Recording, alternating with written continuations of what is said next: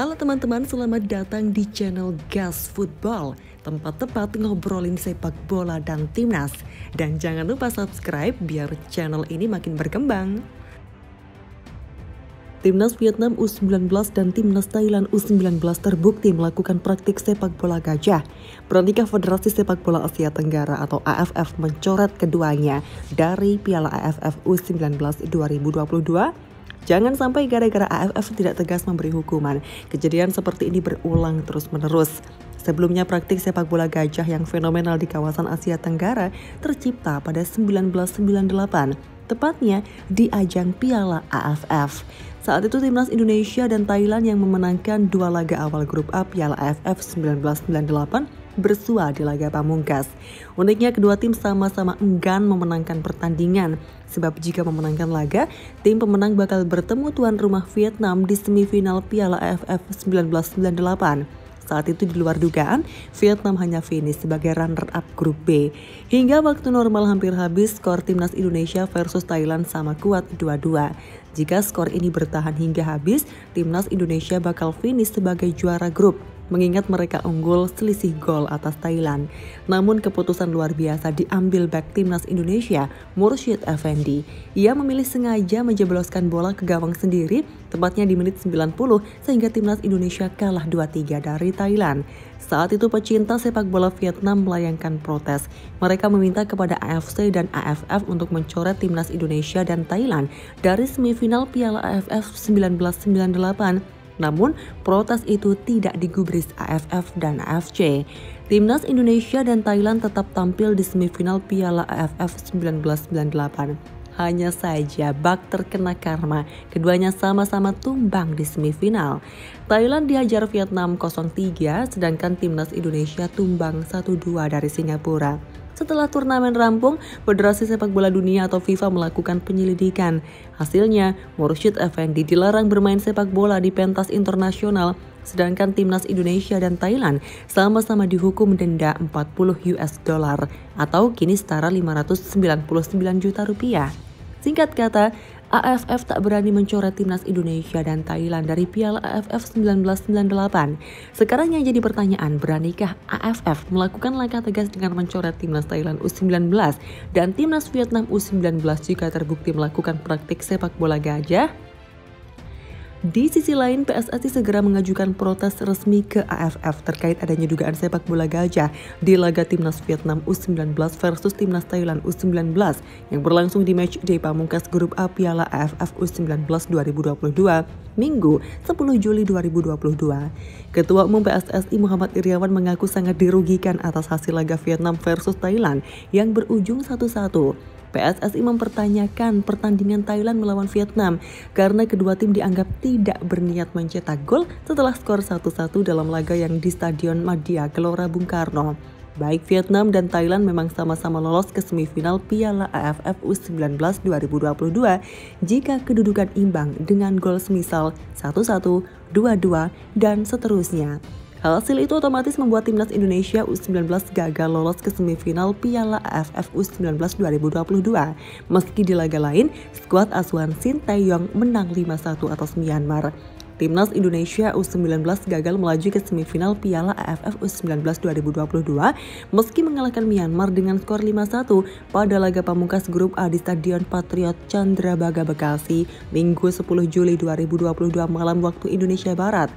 Timnas Indonesia U19 gagal keempat besar lantaran pertandingan terakhir lain grup A yakni Vietnam versus Thailand berakhir 1-1. Timnas Indonesia U19 kalah head-to-head dari dua tim tersebut. Dengan demikian, dua tim terbaik grup A yang menyegel tempat di semifinal adalah Vietnam sebagai juara grup dan Thailand di peringkat kedua.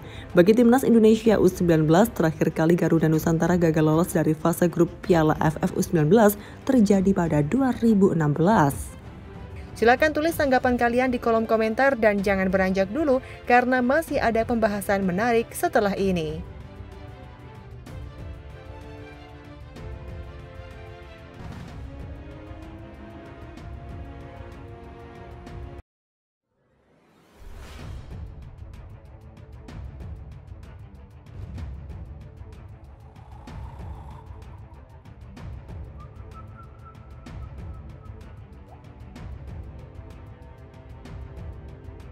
Halo teman-teman, selamat datang di channel Gas Football, tempat tepat ngobrolin sepak bola dan timnas.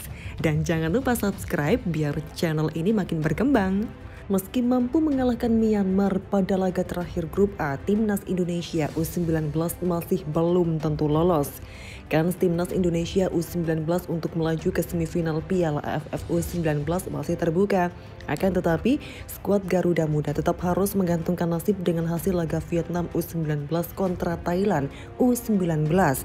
Pada laga terakhir grup A Piala AFF U19, timnas Indonesia U19 berhadapan dengan Myanmar U19.